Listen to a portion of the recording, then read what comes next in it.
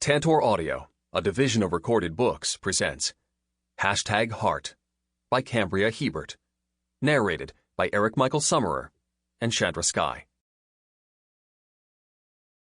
She Said Yes, ×2, aka Prologue. #, and the award goes to Romeo for the most romantic proposal of all time. Shakespeare has nothing on him.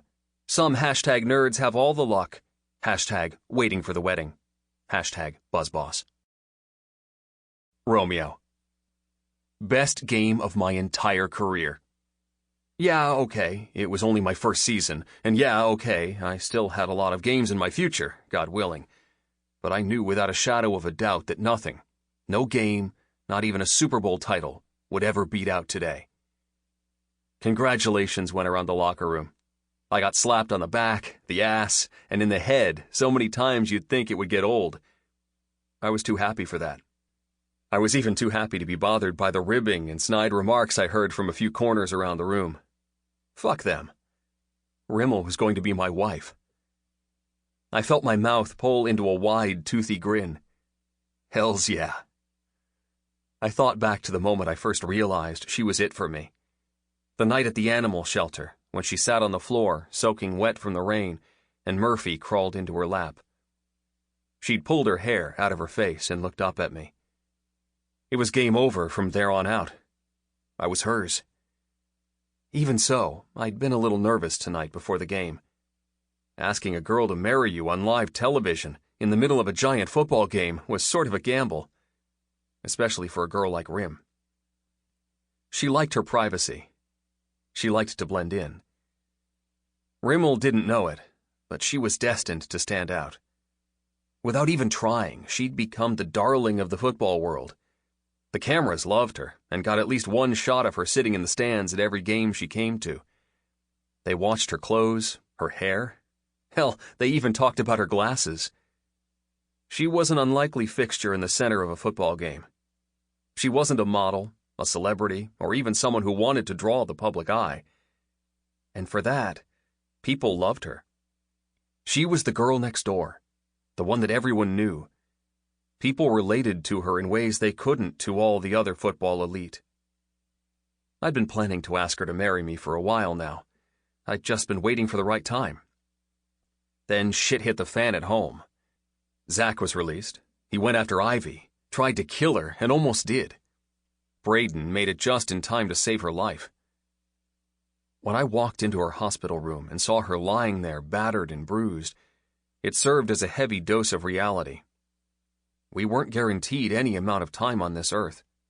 We weren't promised another day, another chance. It sealed the deal for me. I couldn't wait any longer to claim Rimmel in every possible way. I called up Ron Gamble and told him I was ready.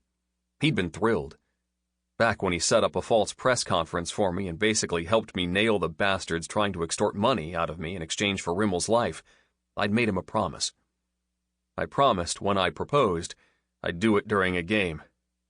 He wanted huge media buzz, and he knew this way he'd get it.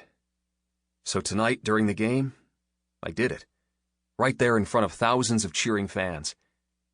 God damn, she looked so adorable in her purple Knights hoodie and glasses. The surprise in her eyes was real, and so was her emotion. The second I slid that ring onto her finger, my entire world felt complete. As soon as I finished changing, I tossed all my shit into my bag and headed for the door. I wanted to see my future wife. "Someone's getting laid tonight," one of the guys hollered as I walked toward the door.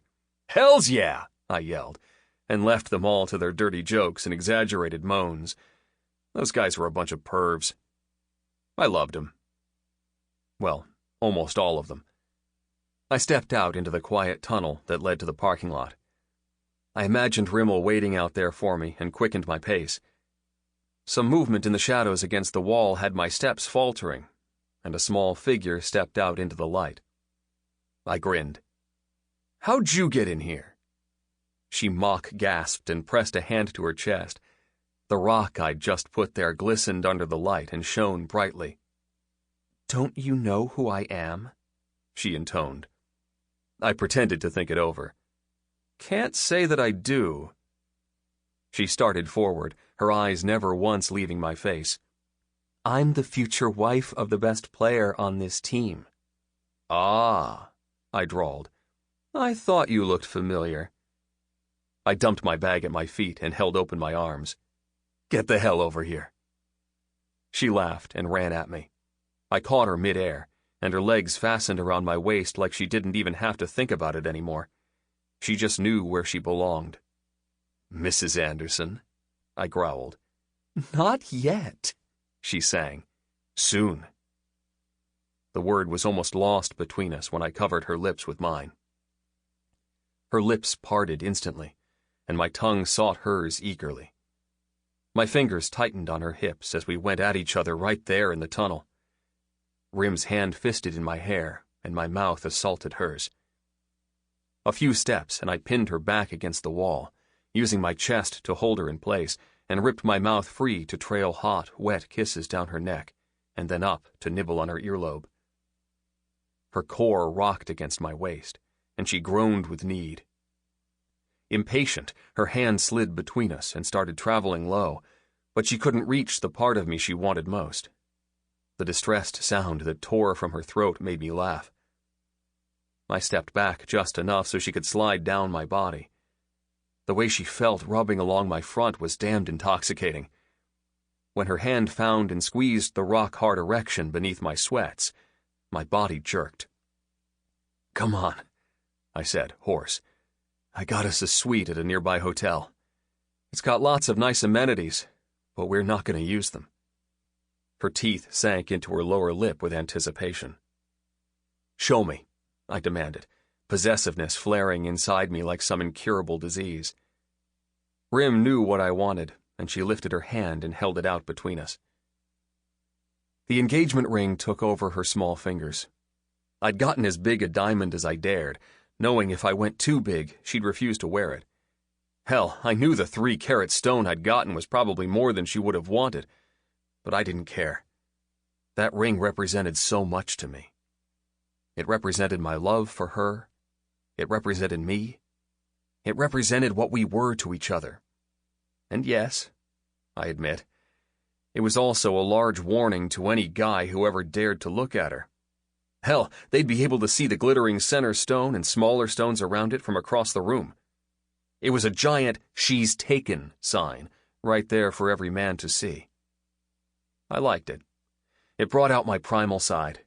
It brought out my continued need to claim her. You like it? I whispered, taking her hand and lifting it to my lips.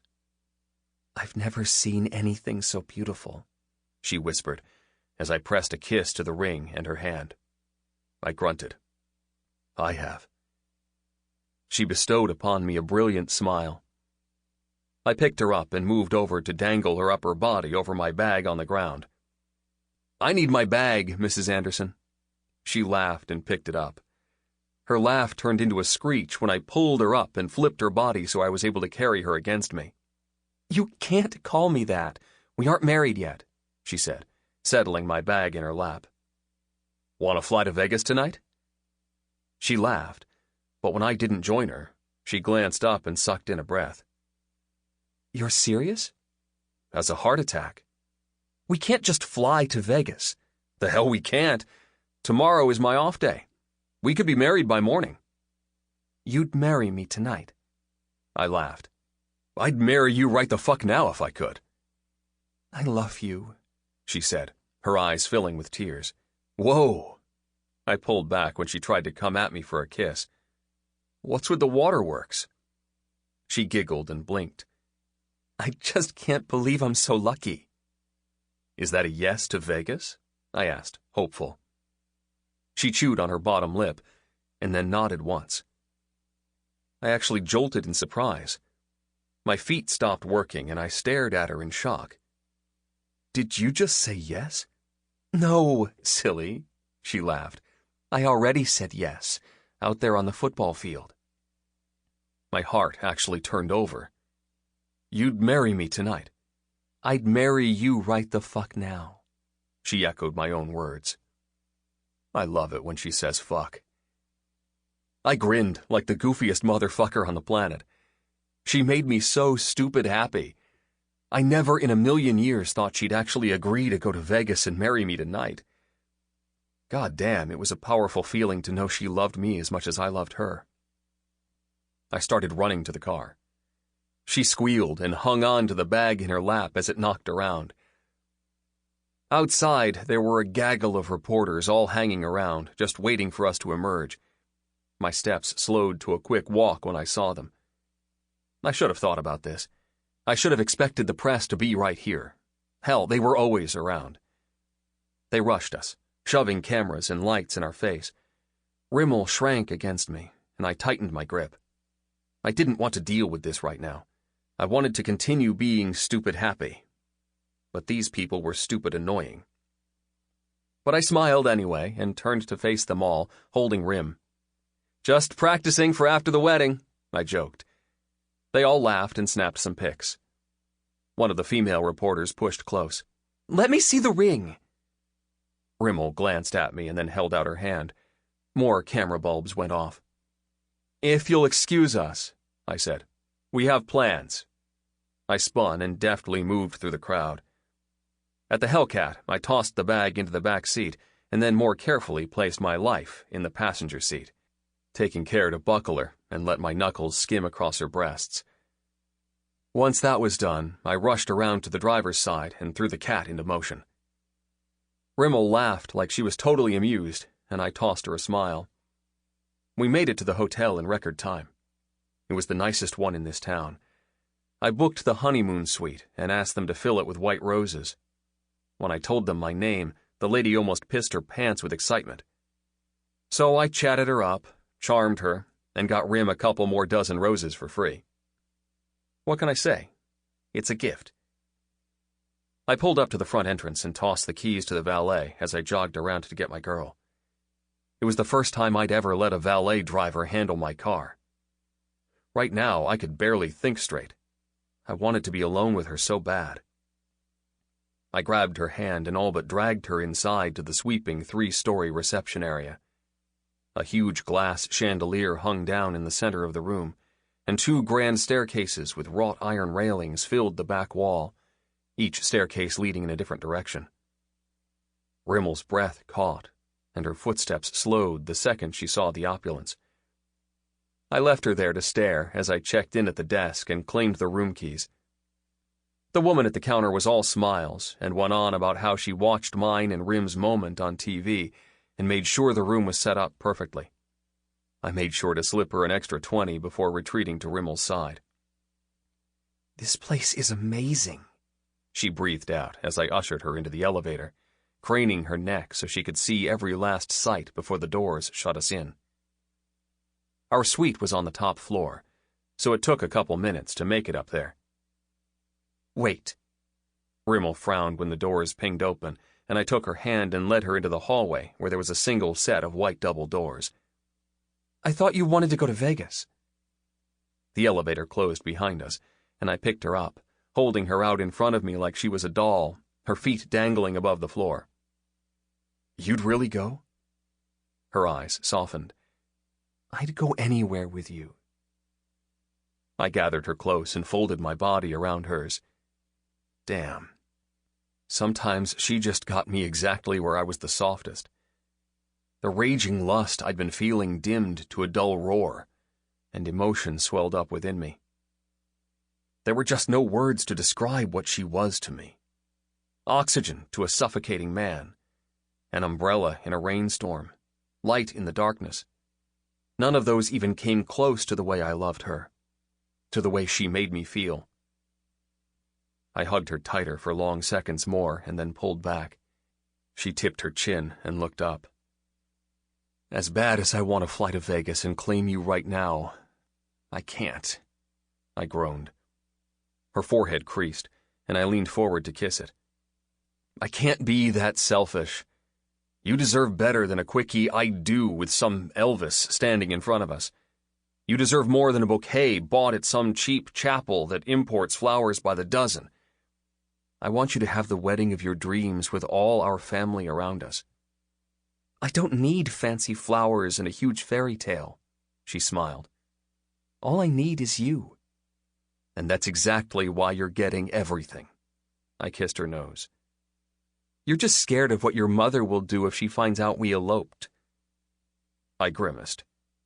God, she'd have my balls. Rimmel laughed. I growled and backed her against the room door. Woman, are you saying you think I'm scared of my mother? I am, she teased. A little of the laughter left me. Aw, baby. Shh. She pressed a finger to my lips, and I sucked it into my mouth. It didn't escape my notice the way her hips tilted toward my body as I massaged her flesh with my tongue. When I released her finger, her eyes were heavy with desire once more. I swung her up into my arms and slid the keycard in the door. When it clicked, I held it open a crack with my foot. How about we set a date tonight, then go home and tell everyone tomorrow? I'd like that, she whispered. How fast can you put together a wedding? I asked. She laughed. Fast? I kicked open the door and carried her in the room. She gasped the second her eyes left mine. I was good. Like, really good. The suite was the entire top floor, with a huge wall of windows that looked out over the lit-up city.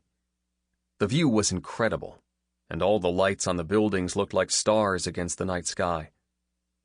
If the view wasn't amazing enough, the room was glowing with the soft radiance of candles the staff had lit before we arrived. White roses filled the space. Vase after vase sat everywhere, and the entire place smelled of fresh-cut flowers. I took a chance with the roses. I knew they weren't her favorite because Zach had sent her some to lure her out one night. But those were red. Not the color of love for us, but the color of blood.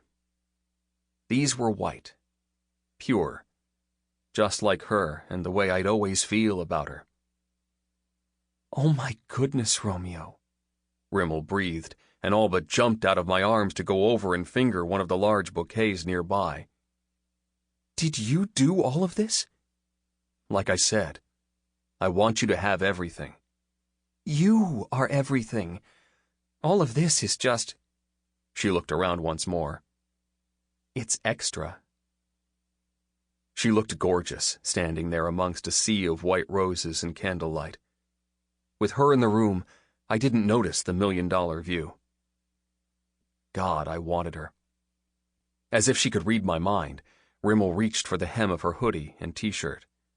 Slowly, she stripped them away, letting the clothes fall to the floor. Next, she reached for the button on her jeans, popping it open and sliding down the zipper. I watched silently, need hammering in my veins as she stripped. Once the jeans were gone, she stood before me in nothing but white lace panties and a bra. Her dark hair fell behind her shoulders like a dark backdrop for the creaminess of her skin. Holding my gaze, she reached around behind her and unclasped the bra to let it slide down her arms and fall away. My mouth went dry. My eyes fastened on the perfect roundness of her breasts. I ached to touch them, to fill my mouth with her flesh and feel her body arch against mine, offering up even more of herself. I stepped forward, and she made a sound of protest. With a wicked little smile, she reached for her panties, stripping them away with painful precision and blatant lust, standing completely naked before me. I watched with rapt attention as her little hand slipped over the flat front of her abdomen, across her hip bone, and down past her belly button. I licked my lips when her fingers delved into the dark patch of short curls right above her entrance. Rim, I growled. I was going to explode in my damn pants like a 15-year-old. Not only was she going to be my wife, but she was giving me a strip show, and now she was feeling herself up? Damn. She smiled a little as her hand moved farther down, disappearing between her thighs. She let out a soft sigh, and her nipples tightened. I practically tripped over my own feet rushing across the room.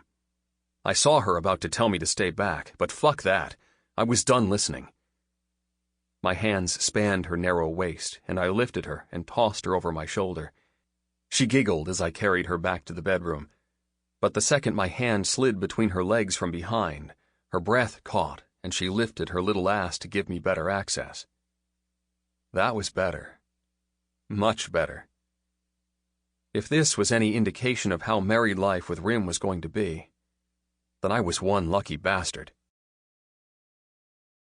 Rimmel. Best night ever. And, as if the memory of Romeo proposing in the middle of a televised football game, literally sweeping me off my feet, and then making love to me on a literal bed of white rose petals over and over again wasn't unforgettable on its own, there was this huge sparkling diamond on my finger that would remind me every single day for the rest of my life. I'd been staring at the diamond for hours, never growing tired of the way it sparkled. The center diamond was round, and frankly, too big, and was surrounded by smaller diamonds. The band was thin and simple, with more sparkling diamonds. Sometimes when I stared at it, I wondered how such a delicate band could support such a large stone. With a happy sigh, I sat back and turned my head toward him. My hair smelled like roses because of all the time we'd spent rolling around in the petals.